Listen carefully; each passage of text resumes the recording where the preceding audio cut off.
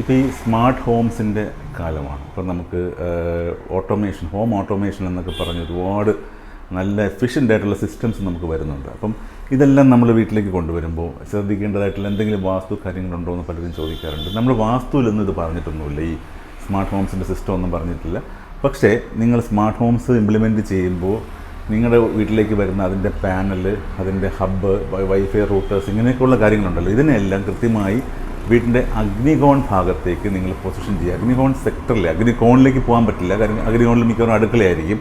അപ്പോൾ south east സെക്ടറിൽ എവിടെയെങ്കിലും നല്ലൊരു പൊസിഷനിലേക്ക് ഈ ഇത്തരം ഗാഡ്ജറ്റ്സിനെ പ്ലാൻ ചെയ്യുന്നത് എഫിഷ്യൻ്റ് ആയിട്ടുള്ള ഒരു എനർജി ഫ്ലോയ്ക്ക് നിങ്ങൾക്ക് കാരണമാകും.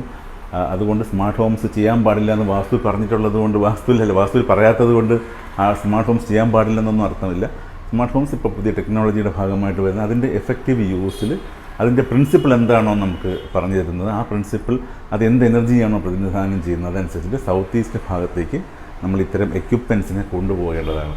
കൂടുതൽ വീടിനെ എഫിഷ്യൻ്റ് ആക്കി അത് മാറ്റും. ഇത്രയും പറഞ്ഞുകൊണ്ട് ഈ വീഡിയോ അവസാനിപ്പിക്കുന്നത്. മറ്റു നല്ല വീഡിയോ എത്തുന്നവരെ നന്ദി, നമസ്കാരം.